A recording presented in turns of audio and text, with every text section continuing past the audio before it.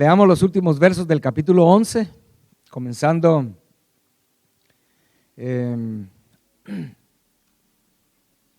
verso 38. Esperamos que alguien que de veras tiene hambre de Dios después lea el capítulo entero, el capítulo 11, pero vamos a leer solo verso 38 al 40 y luego el verso 1 del capítulo 12. Dice la palabra del Señor así: de los cuales el mundo no era digno, errando por los desiertos, por los montes, por las cuevas y por las cavernas de la tierra.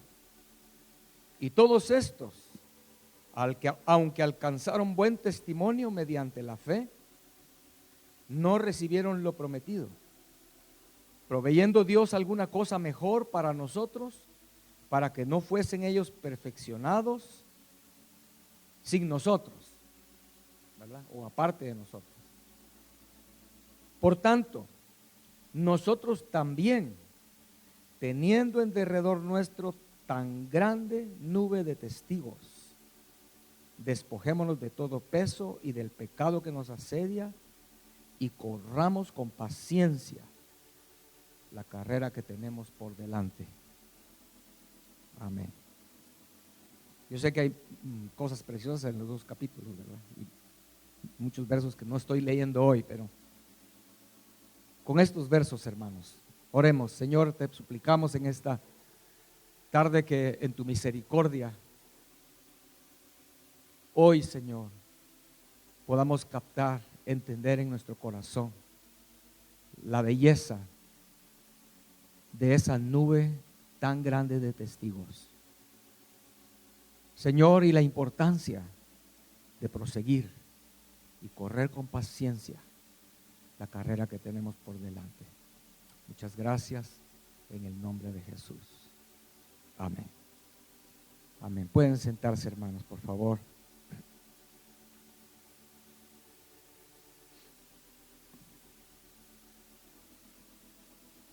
La primera venida del Señor, ahí en los relatos, en lo que está en las Escrituras respecto a la primera venida, encontramos figuras que nos van a dar a nosotros una claridad de cómo será la segunda venida. Sabemos esto porque creemos que el principio y el fin son iguales, como hemos aprendido en la Escritura, porque el principio y el fin es Cristo Jesús y Él no cambia, y Él mismo lo dice: yo soy el alfa y la omega, el principio y el fin. Entonces, los eventos que se dieron en la primera venida, obviamente para nosotros son una figura donde podemos encontrar detalles de cómo será la segunda venida. Amén. Cosas que si sucedieron en la primera venida, entonces nosotros debemos buscarlos y darnos cuenta si están presentes en el tiempo de la segunda venida, el cual creemos que está muy cerca. Amén. Uno de los detalles del tiempo del Señor en su primera venida fue que el pueblo de Dios estaba experimentando un tiempo de sequedad espiritual. Habían pasado como 400 años desde el profeta Malaquías, y luego esos 400 años fue un tiempo de silencio. No se oía de otros profetas, de la voz de Dios dirigiéndolos, el pueblo de Dios pasando problemas, etcétera, una sequedad espiritual. Y creo que es algo que vemos hoy en nuestro tiempo. Amén. También hoy, en el tiempo que estamos viviendo, hermanos, la iglesia está pasando por un tiempo de sequedad espiritual. Todos nosotros, creo yo, en algún momento nos hemos preguntado, ¿no?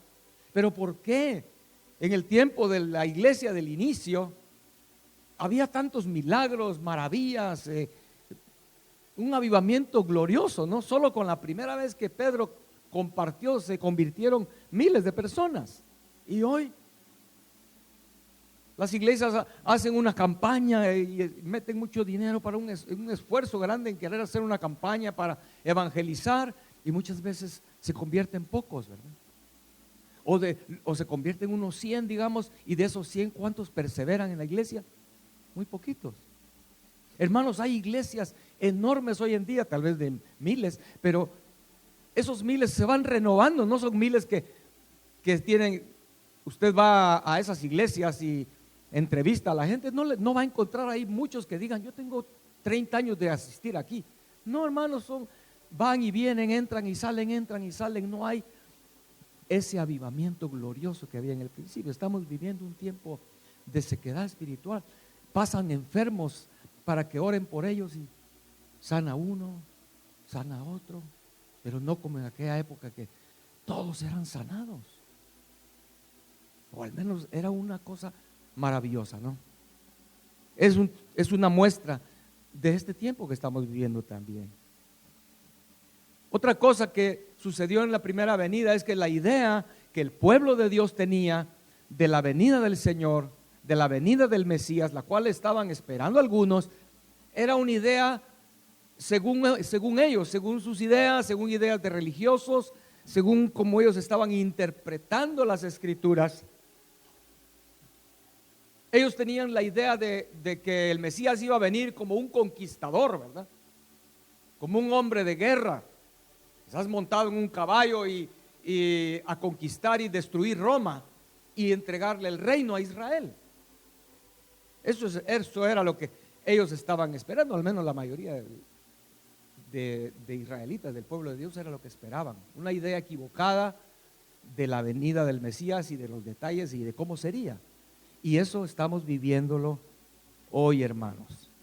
Amén. Estamos viviéndolo hoy. La gran mayoría de cristianos están esperando hoy un Mesías que es el Cordero de Dios. Amén. Ahora es al contrario. Ahora no están esperando un conquistador que va a sacar la espada y va a herir con espada y con vara de hierro. No, ellos están esperando un corderito inofensivo, ¿verdad? Ese es un problema que vamos a ver ahorita. Amén. Amén. En el tiempo de la venida del Señor, hermanos, los líderes religiosos, ellos amaban su posición, ¿verdad? Eso era más importante que cualquier cosa, como usted puede verlo otra vez en la vida de Saúl, ¿verdad? No estaban dispuestos a perder lo que ya habían alcanzado, y eso era más importante que la verdad, más importante que la voluntad de Dios, aún más importante que las mismas escrituras, ¿verdad? Eso sucedió en el tiempo de la primera venida del Señor, y en el tiempo que estamos viviendo, hermanos, va a suceder exactamente lo mismo. Muchos líderes, como les decía, tal vez de esas mega iglesias, no van a estar dispuestos a perder su reino. Imagínense, ¿qué líder va a estar dispuesto a perder su mega iglesia, verdad? Entonces para ellos va a ser eso más importante que el Mesías. Y hay dos cosas, hay varias, pero yo diría las más importantes, tal vez las primeras en la lista de razones por las que los líderes religiosos en la segunda venida van a rechazar al Señor. Como en la primera venida les dije, ¿verdad? Ellos creían que iba a venir un conquistador, y cuando vieron este carpintero que no tenía ni espada, rodeado de niños, ellos no podían aceptar que ese fuera su Mesías. Va a suceder exactamente lo mismo en el tiempo de la segunda venida. No van a poder aceptar a un Mesías que en lugar de ser un cordero que inofensivo, va a ser un líder que va a venir y va a limpiar la tierra. Cuando vean al Mesías eliminando, literalmente limpiando la tierra, eliminando a los injustos, hermanos.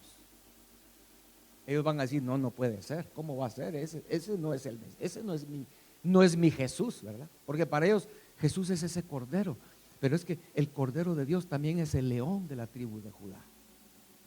Y otra razón por la cual ellos van a rechazar al Mesías es porque ellos van a decir, no puede ser el Mesías, porque según mi idea de la venida del Mesías, primero tiene que ser el rapto de la iglesia.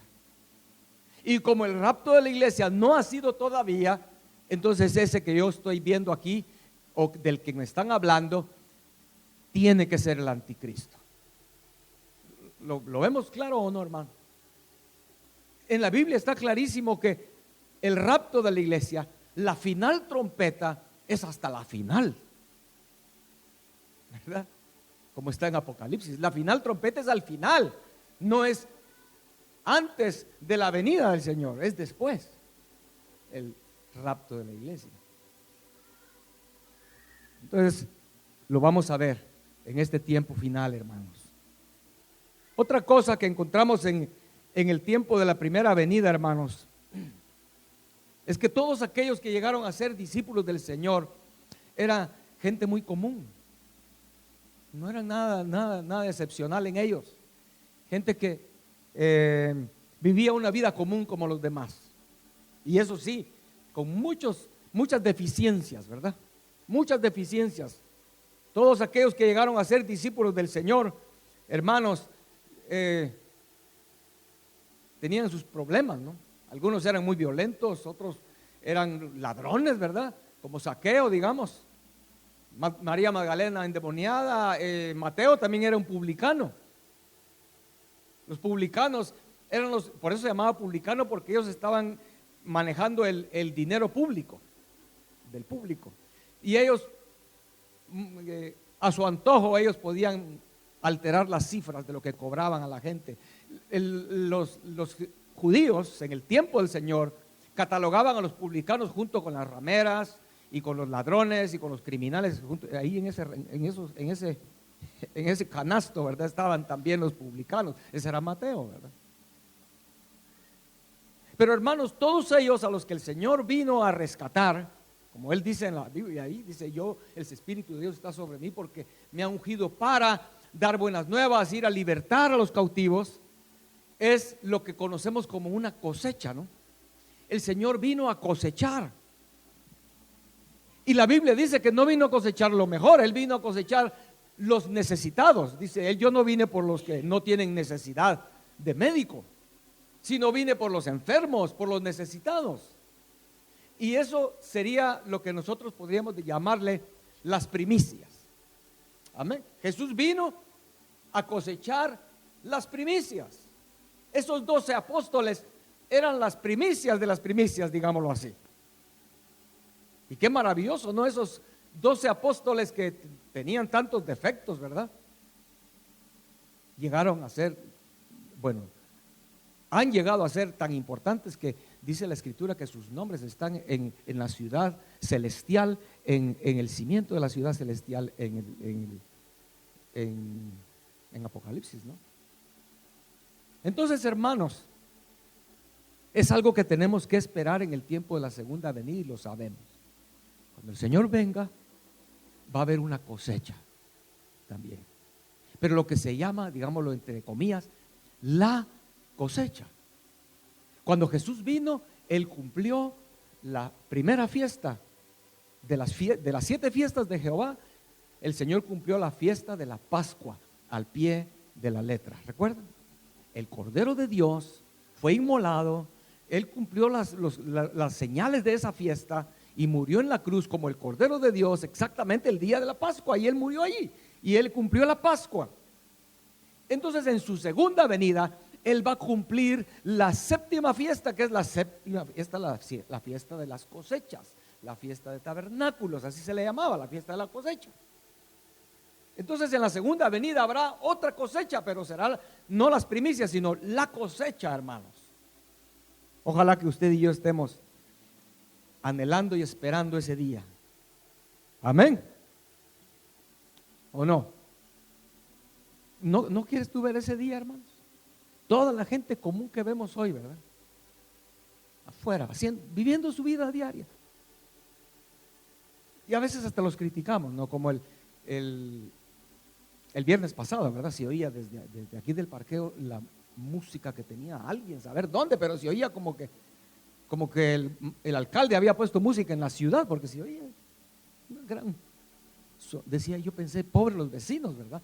Pero aún gente que está en sus fiestas, cuando venga el Señor, de ahí va a sacar Él la cosecha. Amén. De gente común y con muchos defectos, muchas cosas malas en sus vidas. Pero el Señor dará una gran cosecha y usted y yo debemos esperarla. Amén. Bueno, hermanos, y por último, hubo un grupo muy pequeño en la primera venida del Señor. Un grupo muy pequeño al cual podríamos llamar un remanente. ¿Recuerda que le dije 400 años de silencio? En el templo no se diga, ¿verdad? En el templo estaba lleno de hipócritas, de religiosos que pensaban solo en su dinero y en su vida. Pero ahí en ese ambiente de silencio, de esterilidad espiritual, había un remanente que jugaron un papel muy importante en la venida de Jesús, del Mesías. Entre ellos mencionemos a los que la Biblia nos muestra, ¿verdad? Zacarías, Elizabeth, su esposa.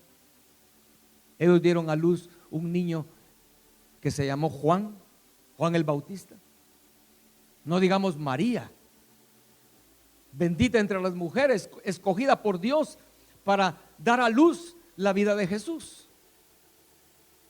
¿Dónde estaba María, hermanos? Nadie de los religiosos sabía ni siquiera que existía, tal vez. Pero el Señor sí la conocía, un remanente allí escondido. José, un carpintero que tal vez lo veían en el mercado vendiendo un mueble, vendiendo algo, o lo veían al pasar por la calle de su casa, lo veían ahí todos los días trabajando la madera. Un común, Simeón, ¿verdad? Un viejito. Y Ana, un remanente, un grupo pequeño esperando en su corazón la venida del Mesías. No, seguramente no haciéndose ideas de cómo será, como los religiosos, ¿verdad? Sino simplemente en su corazón anhelando la venida de ese Dios con el que ellos tenían una relación real y permanente e íntima, que es lo que el Señor quiere de nosotros. Igual será hoy en el tiempo de la segunda venida del Señor, hermanos.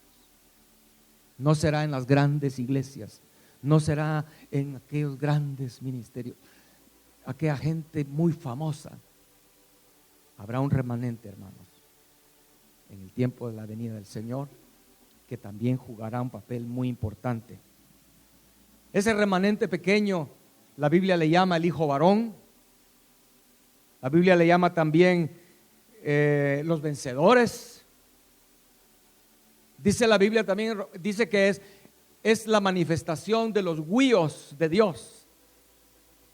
Y esa palabra huíos lo que representa, lo que significa es que la creación gime esperando la manifestación de los hijos maduros de Dios. Ese es el remanente. Los hijos maduros de Dios. Amén. Es lo que ese remanente hará es jugar un papel muy importante. Porque ellos son los que el Señor utilizará en este tiempo de la segunda venida del Señor.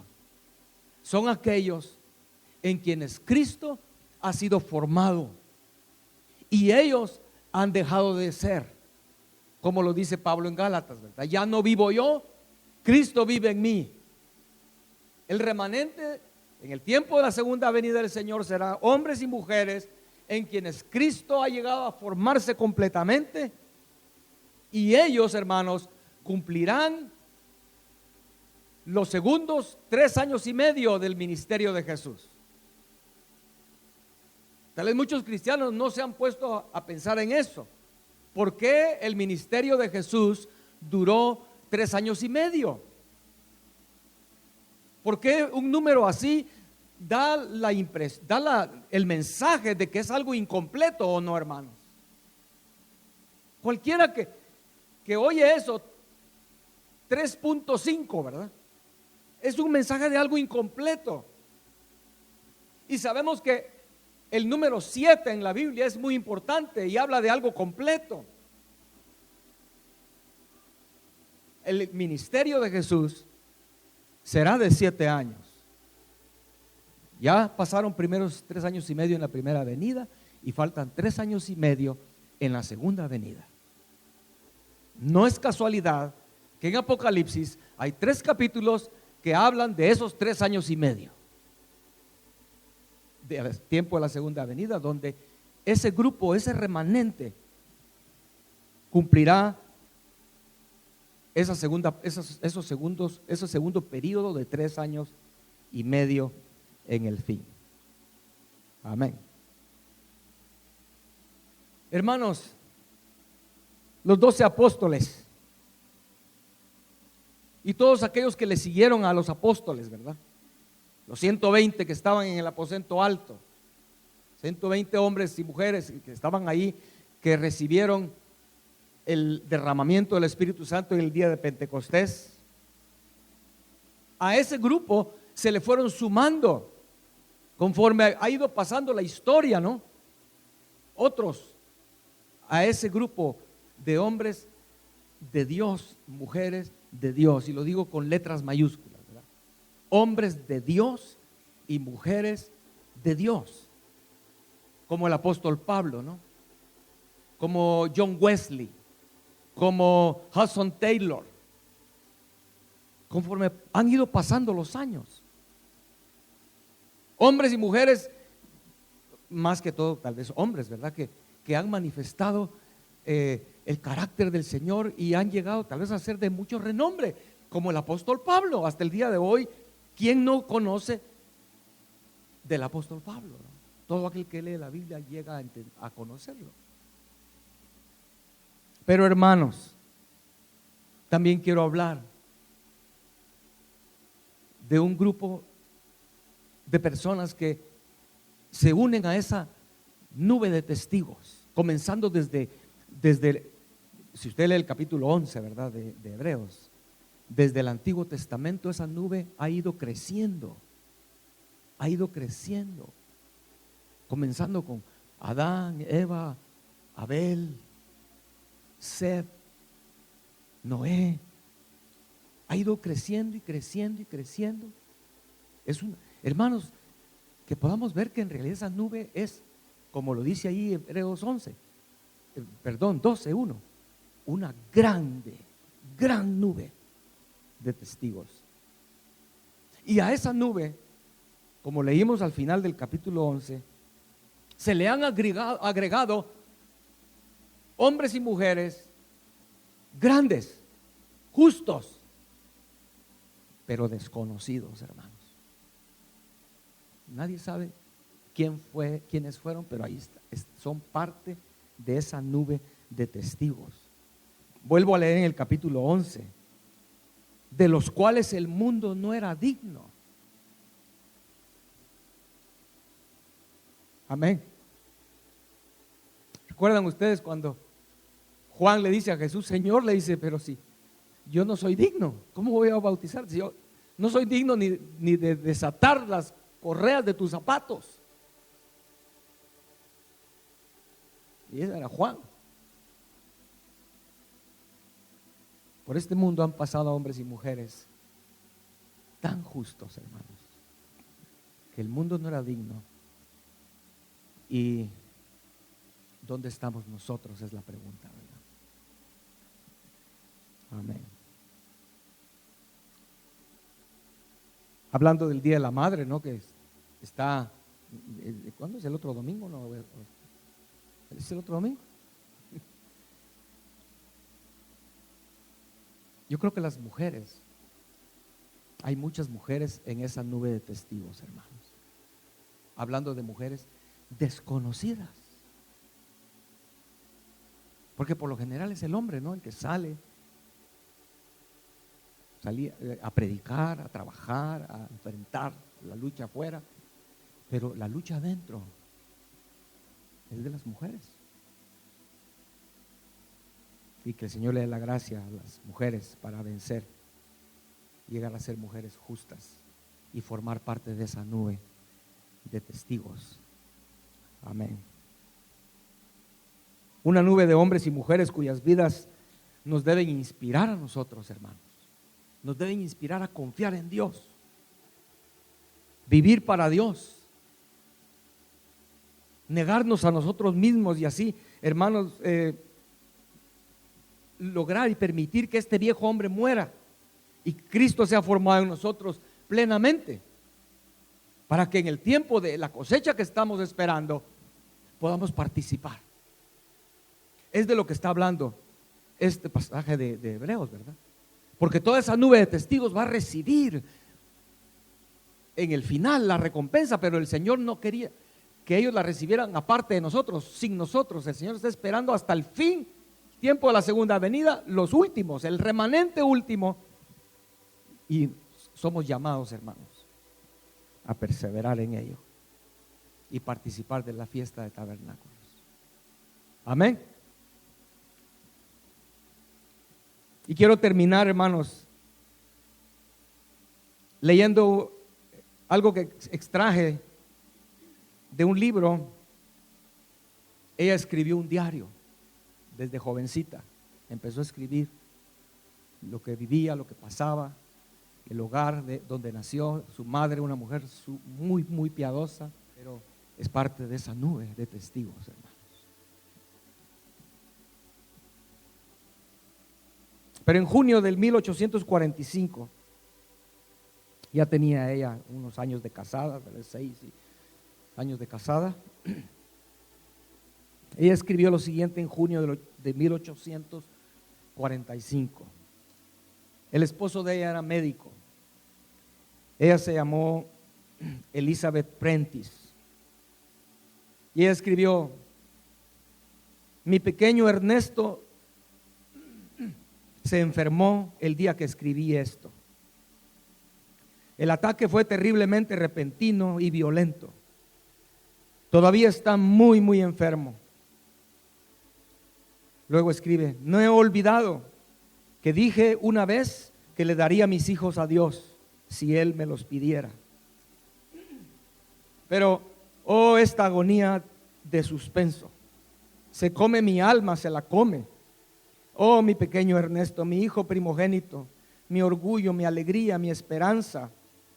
Y pensé que lo peor de mi vida ya había pasado. Luego en agosto ella escribe lo siguiente: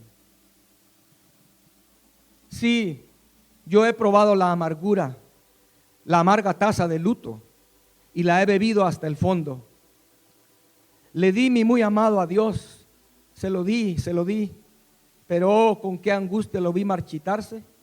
Su sonrisa alegre se desvanece para siempre de esa hermosa carita. Qué cosa tan temerosa es ser madre.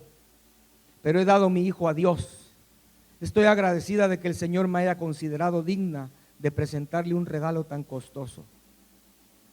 No puedo derramar una lágrima y debo encontrar alivio en la escritura o perderé los sentidos. Mi noble y mi hermoso niño, mi primogénito. Pero que no olvide mis misericordias, que no olvide que tengo un esposo precioso y 2 hijos queridos y mi bondadosa y comprensiva madre. Que no olvide cuántos buenos amigos estuvieron a nuestro alrededor en nuestro dolor. Sobre todo quiero recordar el amor y la tierna misericordia de Dios. Él no nos ha abandonado en una amargura y dolor que se niega y desdeña ser consolado. Creemos en Él, lo amamos y adoramos como nunca antes lo hicimos. En octubre 4, escribe ella: mi amado niño hoy cumpliría 6 años. Mi consuelo está en una perfecta fe en la bondad y el amor de mi Padre. Mi confianza de que Él tenía una razón para afligirme. que me causaría admiración y adoración si yo supiera esa razón. Y en medio de mi dolor he tenido y tengo un deleite en él que hasta ahora era desconocido. De modo que a veces esta habitación de la que soy prisionera parece la puerta misma del cielo. Amén. Cuando yo leí eso, hermanos, en ese libro, de veras mi corazón se quebrantó. Porque yo le dije, yo pensé, de verdad en este mundo han pasado hombres y mujeres muy justos, muy piadosos, amantes de Dios, confiaron en Dios. Amén. Gente que forman parte de esa gran nube de testigos, hermanos. Y le dije, de veras, con un corazón quebrantado, el Señor, ¿y yo? ¿Quién soy yo, Señor?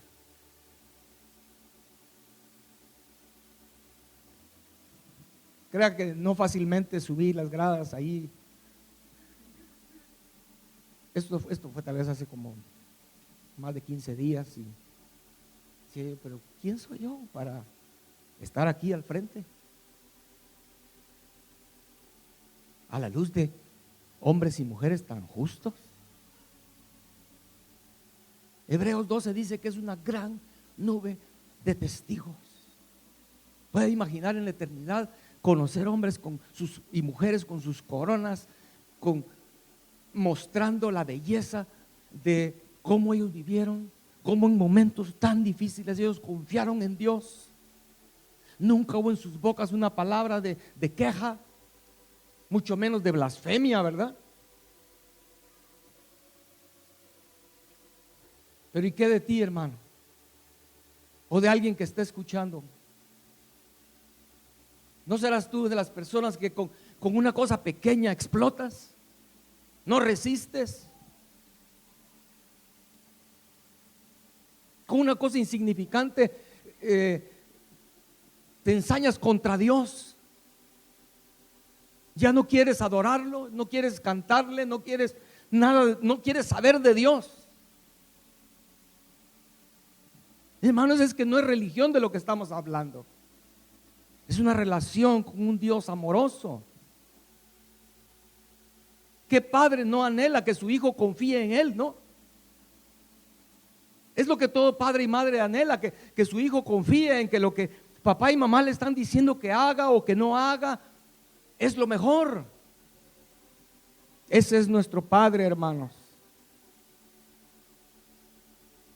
No de balde, Lucas capítulo 18, verso 8 dice que cuando el Hijo del Hombre venga en su segunda venida, hermanos, ¿hallará fe en la tierra? ¿Hallará gente como esta mujer que acabo de leerle, que nadie la conocía? Estaba metida en su casita. Y si usted lee el libro después, en algún momento, si usted quiere buscar esa biografía, no fue solo eso, ella sufrió muchas cosas, muchas más, no solo eso fue una de las cosas. Entre las cuatro paredes de su casa. Pero siempre pudo ella confiar en Dios. Amén. Pongámonos de pie, hermanos, en esta tarde.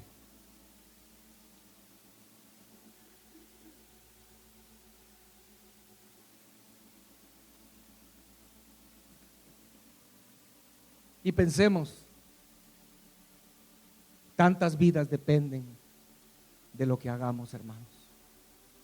Como lo estábamos cantando hace un momento. Aquellos que en este instante están pasando por un valle difícil, un valle de sombra y de muerte. Cierra tus ojos, por favor. Tú que estás pasando por un valle, por un momento de aflicción en tu vida.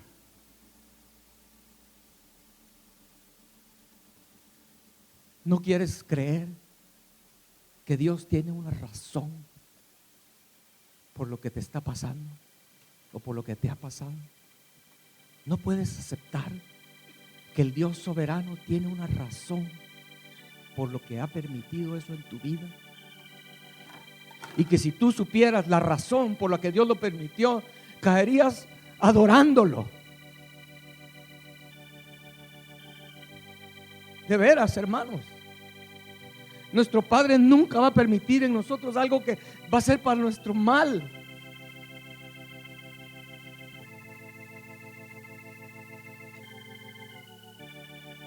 Qué gozo será llegar al cielo, a la presencia del Señor, y poder ver el fruto de esos valles.